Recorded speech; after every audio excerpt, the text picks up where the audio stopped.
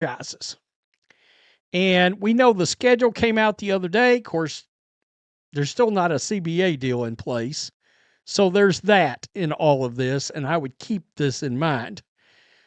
But we've got the sports media proclaiming that the other WNBA teams have basically decided that the Caitlin Clark effect is over, that it's a wrap, that no longer do WNBA fans want to. Recent headlines across basketball journalism outlets suggest opposing WNBA organizations have concluded that Caitlin Clark's drawing power has diminished. Various reports indicate franchises across the league have opted against relocating contests to larger NBA facilities for matchups featuring the Indiana standout. However, this narrative deserves substantial scrutiny and context that's being conveniently overlooked. Multiple sports news sources claim that teams throughout the women's professional basketball circuit have determined audiences no longer desire to pack massive professional arenas just to witness Clark compete. This conclusion appears premature and potentially misleading for several critical reasons. The collective bargaining agreement remains unsigned, which likely represents the primary explanation for this apparent shift. Once negotiations conclude and the labor deal gets finalized, expect numerous organizations to reverse course and relocate additional contests to bigger venues. Fans want to fill NBA arenas to watch Caitlin Clark play. By the way, I believe all of this will change when the CBA is signed. I think that's the only reason this has happened. And I think you will see once the CBA gets signed, we get closer to the season, you will see a change where several. The timing suggests caution rather than declining interest. Speaking of questionable decision-making, both the Athletes Union and League Administration have demonstrated consistent incompetence. Ownership groups, particularly those controlling the Atlanta franchise and Washington's organization, have shown similarly poor judgment. Their track record suggests capabilities for making financially detrimental choices out of spite. News media appears eager to seize this scheduling development as ammunition to diminish Clark's popularity. Certain journalists desperately want the league's success attributed to various other athletes, despite evidence contradicting that preference. The reality remains stubbornly different from their desired narrative. Closer to the season, you will see a change where several other teams decide to move games over into NBA arenas. We got to remember, look, the players union, complete buffoons. All right, complete clowns. But the WNBA and their leadership, they're just wearing a different shade of clown paint. The owners, some of them, like the ones with the Atlanta Dream, like the ones with the Washington Mystics. This upcoming campaign features 19 relocated contests compared to 15 during the previous year. However, crucial details are being deliberately omitted from most coverage. The increase stems primarily from expansion teams entering the competition. Toronto's new franchise alone accounts for 5 relocated home contests, including matchups in Montreal and Vancouver, simply because they're an expansion club testing different markets. Meanwhile, opponents have scheduled merely 4 Indiana games at enlarged facilities this season, down from 9 previously. These contests include late summer dates, early July against Las Vegas, early August versus Chicago, mid-August against Toronto, and late August facing Dallas. Notice these dates fall considerably later in the calendar. Like the ones with the Washington Mystics. Anybody remember Sheila Johnson? Yeah. Everybody should be Time Athlete of the Year. I find this hilarious, and I find it hilarious that the sports media is trying to jump on this as a way to, as we know, they're always trying to figure out a way to downplay the popularity of Caitlin Clark because they want it so badly to be about all these other players. The scheduling pattern likely reflects uncertainty surrounding labor negotiations. Realistic scenarios exist where opening contests could be canceled entirely, resulting in an abbreviated campaign due to unresolved collective bargaining. Organizations may be hesitating to commit venue deposits and arrangements while this uncertainty persists. Chicago and Dallas each feature just one relocated game this year after hosting 2 last season. Washington and Atlanta each shifted one Indiana matchup previously, but none for the approaching schedule. Expect shock if these particular franchises don't eventually announce relocated games against Clark. Atlanta operates from an approximately 300 capacity arena. Relocating Indiana games makes obvious financial sense. Clarity of Caitlin Clark because they want it so badly to be about all these other players that it's just simply not about. The WNBA are moving more games to different arenas this upcoming season, but Caitlin Clark and the Indiana Fever have significantly fewer of those games. The WNBA regular season schedule announced Wednesday included 19 games moved to different arenas, up from 15 games last year. This is what they're not telling you yet. You've got to pay attention to this. This is all because of expansion. Connecticut hasn't announced moves either, probably due to internal franchise turmoil currently affecting their organization. Anticipate they'll ultimately relocate contests as well once circumstances stabilize. Another factor involves Clark missing most of last season due to injury. If she enters this campaign fully healthy, franchises will likely shift games just as they did during previous years. Several teams, including New York, Portland, Phoenix, Golden State, and Minneapolis, already utilize NBA-sized facilities regularly. The reduction in relocated Indiana games follows Clark participating in merely 13 contests last season. She appeared in only 3 of the 9 relocated matchups. This is all because of expansion franchises.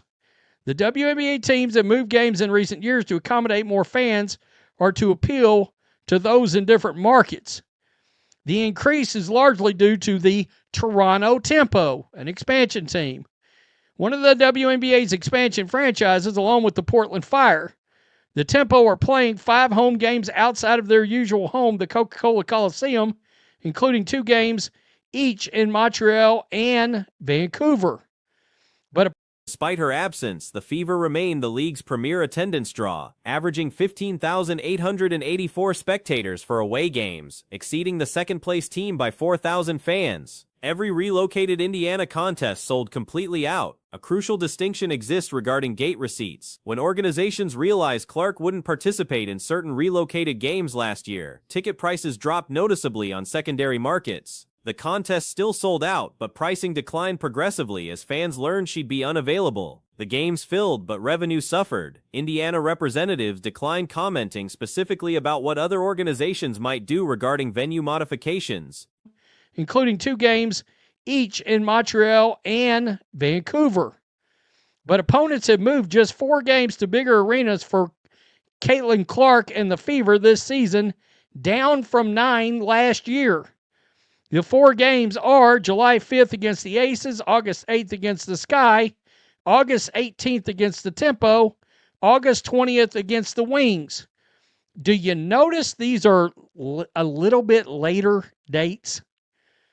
I think part of this is because, well, I think large part, if the 2025 schedule released 2 months earlier than typical. Atlanta announced in March their late May Indiana game would shift to the Hawks Arena. Dallas made similar announcements a week later. Currently, it's late January. Approximately 6 weeks remain before March arrives. Last year, teams announced relocated games during March. Therefore, declaring Clark's drawing power has vanished seems extraordinarily premature. Part of this is because, well, I think large part, if not all of it, is because they don't know what's going on with the CBA right now. All right? Because there's a world where they could lose games at the beginning of the year. And that we're looking up and we're getting a shortened season because they couldn't get CBA done. The Chicago Sky and the Dallas Wings each have just won this year after 2 last season. The instant she connects on her initial three-pointer in an official regular season contest, the phenomenon resumes immediately. The moment she drains a logo shot from 30 feet, everything accelerates again. Fans genuinely want to witness her performing in Indiana's uniform during actual competitive games. Considerable frustration exists regarding how the franchise handled her injury situation. Supporters felt strung along with vague updates, believing she'd return before suddenly learning about an ankle problem nobody knew existed. Media members connected to the organization behaved strangely and provided unclear information. Because I think now they're seeing themselves in so many different avenues of sport, not just working for a team or working on an event, but there's so many different areas of sport that you can work in now. And I think, with the changing landscape of college sports, I just think there's going to be so many other opportunities too. You mentioned, Caitlin. Yeah. How exciting was it when Caitlin Clark became a part of the Fever?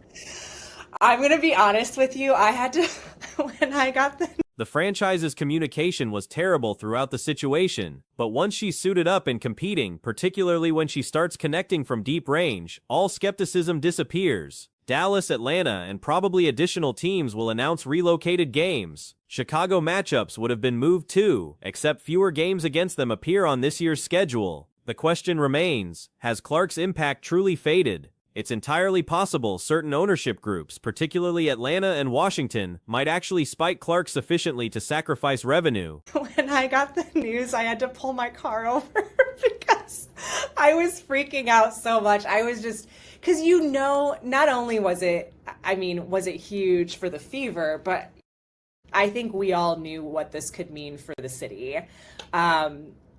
Just being able to, when you go to a game, so you should definitely come here for an Indiana Fever game sometime. But first of all, the line for the fan shop to get merch, it starts hours before the game.